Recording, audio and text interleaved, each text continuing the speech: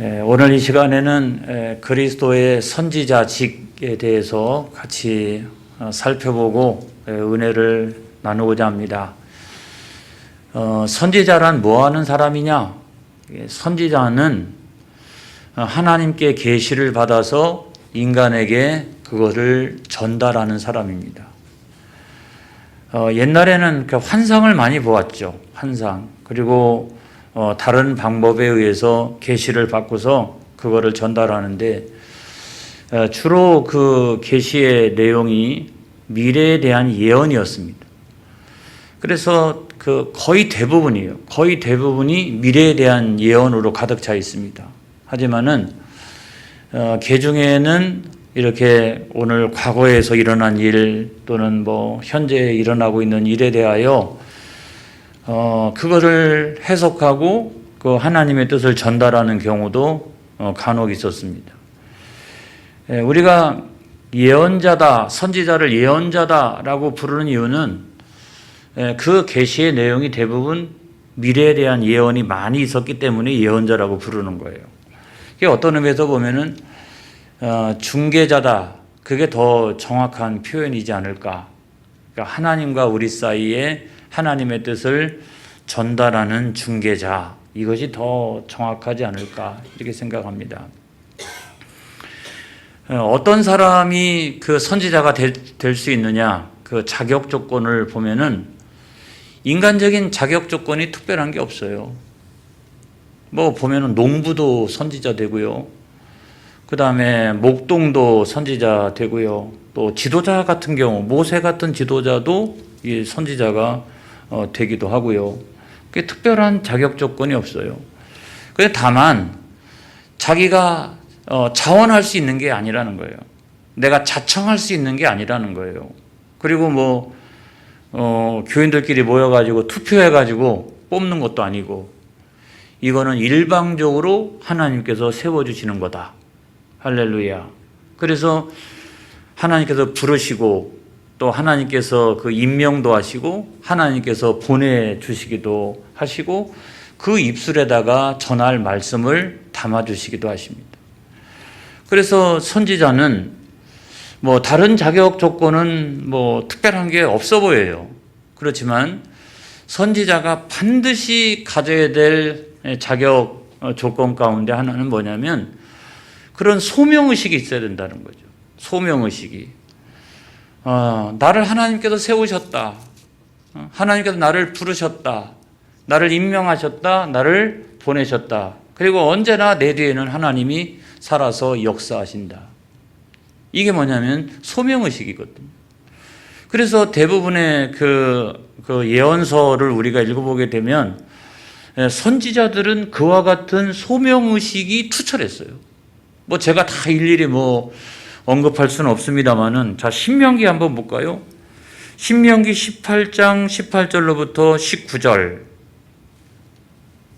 여기 보면 이게 이제 모세가 예언하고 있는 내용인데요. 다 같이 한번 읽어보겠습니다. 내가 그들의 형제 중에서 너와 같은 선지자 하나를 그들을 위하여 일으키고 내 말을 그 입에 두리니 내가 그에게 명령하는 것을 그가 무리에게 다 말하리라. 누구든지 내 이름으로 전하는 내 말을 듣지 아니하는 자는 내게 벌을 받을 것이요. 언제나 하나님이 그 뒤에 계시는 거예요. 그래서 부르시고 임명하시고 하나님의 전할 그 말씀을 그 입술에다가 넣어두시는 거예요. 이런 자의식이 이렇게 명확하게 있었다는 거죠. 선지자가 그런 자의식 없이 어찌 나가가지고 말이죠, 이렇게 하나님의 말씀을 전달할 수 있을까요? 사명의식이 투철했다는 거예요. 이 굉장히 중요하고요. 저는 선지자들 가운데, 이 예언자들 가운데 가장 대표적인 분이 예레미야라고 생각합니다. 그런 소명의식이 얼마나 투철했느냐 하는 것을 잘 보여주죠. 예레미야 1장 5절로부터 8절. 이건 조금 더 길어요. 자, 예레미야가 어떻게 소명의식을 고백하고 있는지를 잘 볼 수 있어요. 다 같이 시작. 내가 너를 모태에 짓기 전에 너를 알았고 내가 배에서 나오기 전에 너를 성별하였고 너를 여러 나라의 선지자로 세웠노라 하시기로 내가 이르되 슬프도소이다. 주 여호와여 보소서 나는 아이라 말할 줄을 알지 못하나이다 하니 여호와께서 내게 이르시되 너는 아이라 말하지 말고 내가 너를 누구에게 보내든지 너는 가며 내가 내게 무엇을 명령하든지 너는 말할지니라. 너는 그들 때문에 두려워하지 말라. 내가 너와 함께하여 너를 구원하리라. 나 여호와의 말이니라 하시고. 자, 이걸 보면은 예레미야는 그런 소명의식이 이렇게 투철했다는 거죠. 저는 이 부분이 오늘날 이 시대에서 우리가 사명을 감당하는 데 있어서 가장 중요한 믿음이요 의식이라고 생각을 합니다. 얼마 전에 우리 교단의 총회장님이 그 서울에 있는 그 대형교회, 우리나라에서 거의 뭐 내노라 하는 대형교회 초청을 받아서 행사가 있어서 참석을 했습니다. 다른 교단의 총회장들도 다 거기에 참석을 했었는데 그 건물도 뭐 엄청나지만 그 행사장 안으로 딱 들어가는데 깜짝 놀랐다는 거예요. 이야, 부목사들 보고 깜짝 놀랐대요. 얼마나 키가 큰지 말이죠. 잘생기고 여자들은 예쁘게 생기고 그리고 배 나온 사람도 한 사람 없고 다 야리야리하게 생겼고 말이죠. 그리고 얼마나 상냥한지 막 양쪽으로 쫙 서가지고 어서 오십시오 부터 시작을 해가지고 쭉 행사장으로 안내하고 한 명 한 명씩 맡아가지고 이렇게 쭉 관리해서 나중에 행사 마치고 집으로 돌아올 때까지 그렇게 쫙 옆에서 개인 비서처럼 그렇게 하는데 얼마나 상냥한지 알 수가 없었답니다. 깜짝 놀란 이유가 뭐냐면 이 부목사들은 연예인 같다 그런 생각을 했대요. 외모로만 생각을 해보면 우리 총회장님이 키도 작고 왜소하거든요. 다른 총회장들은 할렐루야 막 큰데 우리 총회장님은 아주 왜소하고 조그맣고 이런데 오 목사 외모로만 따지면 나는 이 교회에 부목사도 못해. 나는 이 교회 부목사도 못해. 정규 신학대학을 나오고 대학원도 나오고 인턴과정 다 밟고 절차와 과정 다 밟고 해도 현실적으로 보면 어떻게 한다고요? 다 외모를 웬만큼 본다고요. 이렇게 쭉. 그러니까 이제 그런 부목사들만 쫙 이렇게 있는 거죠. 그러면서 저한테 한다는 말이 오 목사도 말이야 외모로만 따지면 그 교회에서 부목사하기 어려울걸? 저한테 그러는 거예요. 얼마나 화가 나든지. 그런데 이것보다 훨씬 더 우리들에게 중요한 것은 그런 게 아니에요. 점점 오늘날의 추세가 이게 그 공동회를 해보면 알아요. 이렇게 후임자를 청빙하는 과정들을 보면 알아요. 이렇게 이 정규 과정을 얼마나 성실하게 잘 훈련받아 가지고 나와 있느냐 이것도 중요하지만 정말 많이 보는 것 가운데 하나가 외모라고요. 이게 얼마나 크냐, 얼마나 잘생겼느냐, 얼마나 상냥하냐, 얼마나 뭐 이렇게 센스가 있느냐 말이죠. 야, 근데 여러분 그거는 목회 현장에 나가보면 아무것도 아니에요. 그거보다 훨씬 더 중요한 것이 있나니 그건 뭐냐면 소명의식이라는 거예요. 소명의식. 그래서 키가 작아도 또는 이렇게 생겼든 저렇게 생겼든 중요한 것은 하나님께서 나를 세우셨다. 하나님이 나를 부르셨다. 하나님이 나에게 직임을 맡겨주셨다. 그리고 하나님이 나를 이 교회에 파송하여 주셨다. 그리고 언제나 내 뒤에는 하나님께서 살아계신다. 할렐루야. 우리가 목회에 나가다 보면 얼마나 어려운 일이 많이 있습니까? 그런데 소명의식이 투철한 목회자와 소명의식이 투철하지 못하고 미약한 목회자 사이에는 목회에서 큰 차이를 보여요. 소명의식이 투철하지 못하면 그런 웬만한 어려움을 이겨나가지 못합니다. 거기에 좌절하고 낙심하고 또는 내가 목사를 괜히 했나 봐 그런 생각이 들고 그리고 심지어는 목회 이 귀한 사역을 접어버리고 다른 일상으로 그냥 다른 직업을 갖고 이런 사람들도 여러분 있어요. 그렇지만 소명의식이 투철한 사람은 그런 난관과 어려움을 잘 극복해 나갑니다. 그러면서도 목회를 늘 잘하고 또 그 교회를 통해서 하나님의 놀라운 역사가 드러나고 나타내고, 여러분 이런 것들을 우리가 생각해 보면 소명의식이 중요하다. 알았지? 신학생들은 특별히 그래요. 앞으로 내가 목회하면서 별별 어려움 다 많이 있을 텐데 내가 어떻게 그런 걸 잘 극복해 나가면서 목회할 수 있느냐? 여러분 다른 것 없어요. 가장 중요한 게 소명의식이라고요. 하나님 내 뒤에 계시다. 하나님 나를 부르셨다. 나에게 직임을 맡겨주셨다. 하나님 나를 파송하셨다. 이런 소명의식이 우리 가운데 있어야 될 줄로 믿습니다. 우리가 조금 더 나가가지고 생각해 보면, 그러면 선지자하고 목사는 비슷한 부분이 많이 있는데, 우리가 조금 더 나가서 생각해 보면 공통점이 있더라고요. 공통점. 뭐가 공통점이냐?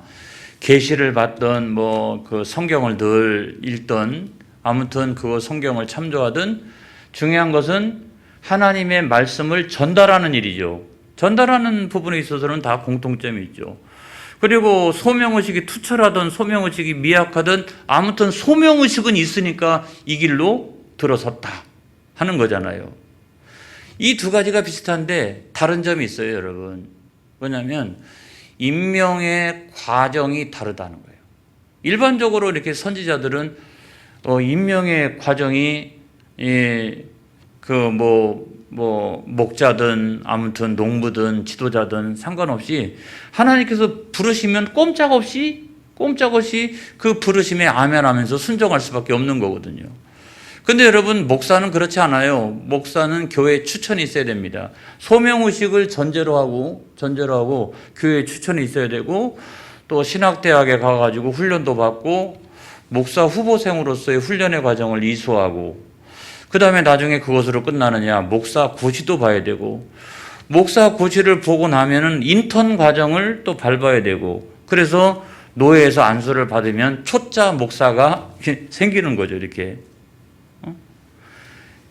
여러분 그런 과정이 다 있어야 된다고요. 그런 과정 생략하고 나는 하나님께로부터 계시를 받았으니 나는 오늘날부터 나는 목사다, 이러면 그 사람은 이단될 가능성이 큽니다. 그죠? 또 무엇이 다르냐? 말씀 사역이 다르죠. 말씀 사역이. 보통 선지자들은 하나님의 그 계시가 딱 있으면 그 계시가 있는 동안만 사용되어지는 경우가 많이 있습니다. 평상시에는 농부로서 일을 해요. 또 목자나 목동으로서 이렇게 일을 합니다. 그러다가 하나님께서 콜하면 그 순간에 나가가지고 사역을 하는 거예요. 그리고 그 입술에다가 하나님 말씀을 넣어 놓으시면 그걸 가지고 나가서 전달하고 선포하는 거예요. 근데 목사는 안 그렇잖아요. 새벽 기도에 인도해야죠. 주일 예배 인도해야 되죠. 주일 오후 예배 인도해야 되죠. 수요 예배 인도해야 되죠. 그 다음에 어떤 경우는 이제 구역 예배도 나가서 인도해야 되죠. 대신방 있죠. 아무튼 늘 성경 공부도 해야 되죠. 그래서 그게 다르다는 거예요, 그게. 그리고 또 세 번째로는 뭐가 다르냐? 삶의 상징성이 굉장히 달라요. 여러분, 그 구약 시대의 그 선지자들을 보게 되면 그 삶의 상징성이 있어요. 이렇게 어떤 행동 하나하나에도 거기 하나님의 뜻이 있어요. 예를 들어 보면 호세아서를 보면은 호세아와 그 고멜의 이야기에서 호세아는 하나님의 사랑을 상징하죠. 그러니까 그 삶 자체가 하나님의 사랑을 나타내는 거예요. 고멜은 이스라엘 백성들의 배신을 나타내는 거죠. 이거를 나타내고 있다고요. 이게 어떤 상징성과 같은 거예요. 근데 여러분 오늘날 목사들한테는 그런 지나친 상징성을 요구하면 안 됩니다. 제가 만약에 운동을 나가기 위해서 강아지를 이렇게 몰고 나간다. 그러면 저기에 무슨 상징성이 있을까? 상징성 없어요. 그냥 제가 산책 나가는 거예요. 운동하러 가는 거예요. 민주평통 그 모임 같은 데서 제가 종교국가 위원장이니까 스님들을 만나죠. 스님들. 그러면은 아니 목사님이 왜 스님들을 만나지? 저게 무슨 상징성이 있을까? 상징성 없어요. 제가 맡은 역할이 그거니까 그분들을 만나는 거죠. 그거는 사생활이라고요. 그러니까 목사는 그럼에도 불구하고 사생활에 있어서 모범을 보여야 되는 거죠. 가정생활, 교회생활, 사회생활 이런 거. 그럼에도 불구하고 거기에다가 지나친 상징성을 부여하면 안 된다는 거예요. 목사도 연약한 인간에 불과하다는 거죠. 목사님 지나친 상징성을 부여하다가 이럽니다. 목사님 실망했습니다. 저도 할 얘기가 있어요. 저는 당신 보고 더 실망스럽습니다. 그런 걸 가지고 따진다고 그러면 나는 당신 보고 더 실망스럽습니다. 여러분, 그래서 지나친 상징성을 부여해서는 안 된다는 거예요. 지나친 상징성을. 자, 그 다음에 그리스도께서 과연 그런 그 선지자직이 있었느냐? 선지자직이 있었느냐? 여러분, 성경에 있어요. 성경에. 수도 없이 많이 나와 있는데 제가 그 가운데서 일부분만 가지고 말씀을 드리겠습니다. 자, 마태복음 13장 57절. 예수님께서 하셨던 말씀이죠. 시작. 예수를 배척한지라. 예수께서 그들에게 말씀하시되 선지자가 자기 고향과 자기 집 외에서는 존경을 받지 않음이 없느니라 하시고. 그래서 예수님께서 스스로가 선지자직을 가지고 있다는 사실을 인정하고 계셨다고 하는 사실입니다. 그 다음에 또 요한복음 7장 29절. 다 같이 시작. 나는 아노니 이는 내가 그에게서 낳고 그가 나를 보내셨음이라 하시니. 그 다음에 요한복음 6장 38절로부터 39절. 다 예수님께서 하신 말씀이에요. 시작. 내가 하늘에서 내려온 것은 내 뜻을 행하려 함이 아니요 나를 보내신 이의 뜻을 행하려 함이니라. 나를 보내신 이의 뜻은 내게 주신 자 중에 내가 하나도 잃어버리지 아니하고 마지막 날에 다시 살리는 이것이니라. 그러니까 내가 와서 내 마음대로 하는 게 아니라고 하는 거죠. 나는 중개자라고 하는 거죠. 하나님의 말씀을 세상 가운데 전달하는 그와 같은 선지자직이 나에게 있다. 그래서 예수님 스스로가 이 선지자직에 대한 투철한 의식을 가지고 계셨다. 이걸 알 수가 있고요. 그 다음에 사도행전 3장 22절. 다 같이 시작. 모세가 말하되 주 하나님이 너희를 위하여 너희 형제 가운데서 나 같은 선지자 하나를 세울 것이니 너희가 무엇이든지 그의 모든 말을 들을 것이라 그랬어요. 이건 원래 그 모세가 한 예언이잖아요. 그거를 신약 성경에 와서 인용한 건데, 저 장면이 뭐냐면 베드로하고 요한이 나면서부터 안전뱅이 된 사람을 치유했어요. 그러니까 사람들이 이렇게 몰려들었어요. 사람들이 몰려들었을 때 설교하면서 했던 내용이에요. 그래서 모세를 인용해가지고 그 선지자가 오늘날 예수님이시다. 그 선지자가 오늘날 예수님이시다. 이거를 이야기했던 거예요. 그 다음에 그리스도를 만나본 사람들은 예수님이 그 선지자직을 가지고 계시다는 사실을 인정했습니다. 자, 요한복음 4장 19절에 있는 말씀 보겠어요. 이건 수가성 여인인 게 사마리아 여인의 고백이죠. 다 같이 시작. 여자가 이르되 주여 내가 보니 선지자로소이다. 예수님하고 이렇게 쭉 만나보면 이야, 예수님은 선지자시구나 하는 것을 느끼게 되었다는 거죠. 그 다음에 요한복음 9장 17절. 눈을 뜬 맹인이죠. 다 같이 시작. 이에 맹인되었던 자에게 다시 묻되 그 사람이 내 눈을 뜨게 하였으니 너는 그를 어떠한 사람이라 하느냐? 대답하되 선지자니이다 하니 그랬어요. 그러니까 그 눈을 떴던 맹인도 그와 같이 고백을 한 거고, 오병이어의 기적이 나타나고 난 다음에도 마찬가지였습니다. 요한복음 6장 14절 시작. 그 사람들이 예수께서 행하신 이 표적을 보고 말하되 이는 참으로 세상에 오실 그 선지자라 하더라 그랬어요. 그러니까 예수님을 만나는 사람들은 야, 저분이 평범한 분이 아니구나, 모세가 예언했던 그 선지자구나 라고 이렇게 인정을 했다는 거죠. 근데 모든 사람들이 다 그렇게 한 건 아니고 많은 일반 백성들은 그와 같은 사실에 감격해져. 그러니까 주로 하나님 말씀을 전달하는 사람, 가르쳐주는 사람은 이 서기관들이었는데 그 예수님께로부터 하나님 나라의 신비에 대한 말씀을 들어보니까 이 비교가 안 되는 거죠. 그 권위가. 그래서 막 열렬히 이렇게 지지하는 사람도 있는가 하면 또 극렬하게 반대하는 사람도 있었죠. 대제사관, 그다음에 장로들, 서기관, 이런 사람들.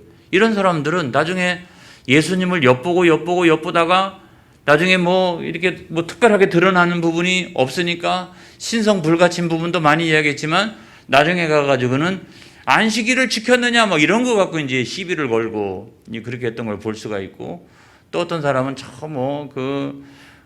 갈릴리 나사렛 그 동네에 살던 그런 목수의 아들이 아니냐 이런 걸 가지고 이제 폄하하고, 그리고 나중에는 잡아서 죽이려고 했던 것을 우리가 보게 됩니다.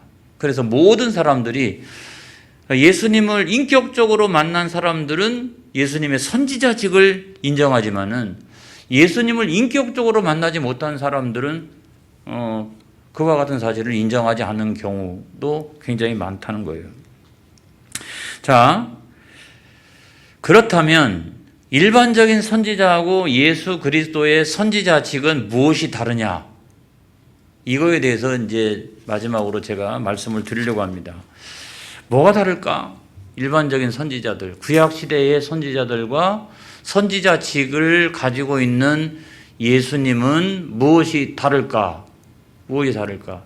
그거를 나타내는 가장 중요한 말씀이 마가복음 12장에 나와 있는 포도원 농부의 비유예요. 그거는 마태복음에도 있고 또는 누가복음에도 다 있는데 이런 얘기예요. 자, 어떤 포도원 주인이 있었다는 거예요. 근데 포도원 주인이 꼭 타국에 가.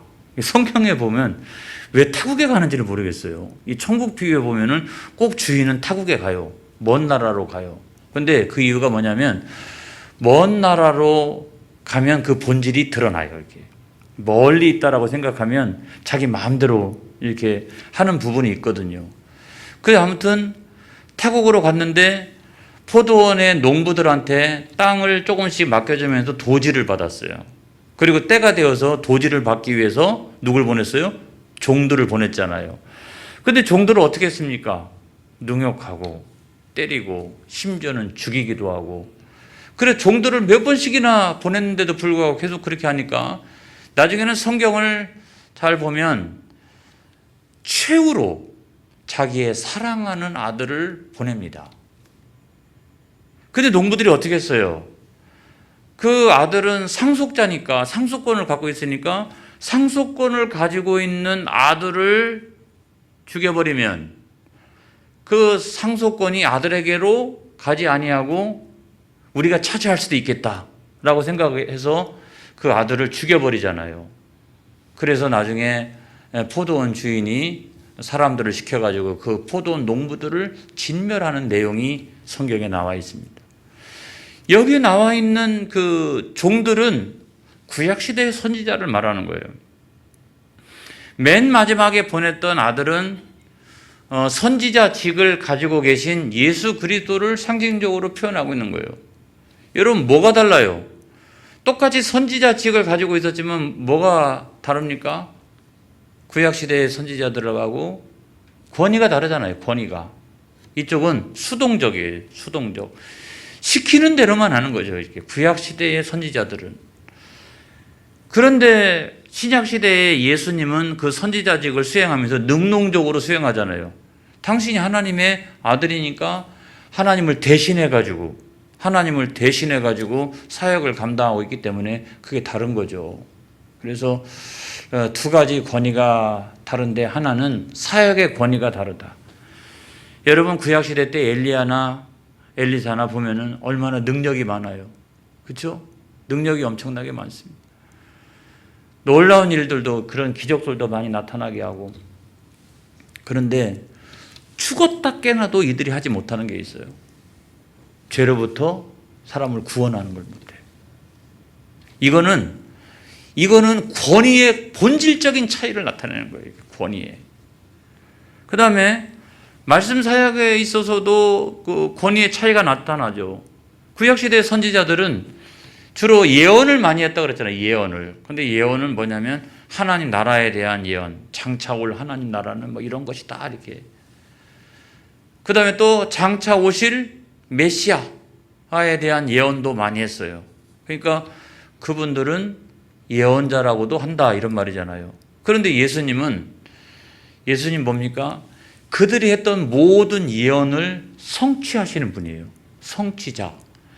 하나님 나라를 가지고 내려오셨다 뿐만 아니라 구약시대의 모든 메시아에 대한 예언을 당신이 다 완전하게 성취하셨다. 그러니까 예언을 한 사람이 권위가 있어요. 그거를 성취한 사람이 권위가 있어요. 다르잖아요. 본질적인 차이가 있다는 거죠. 그런 차이가 있고, 마지막으로 우리가 좀 살펴보려고 하는 건 뭐냐면, 자, 그리스도께서 승천하셨어요. 승천하시고 난 다음에 오늘날에도 그 선지자직을 수행하고 있는 거냐 하는 것을 우리가 살펴볼 필요가 있어요. 오늘날에도 그 선지자직을 수행하고 있는 거냐.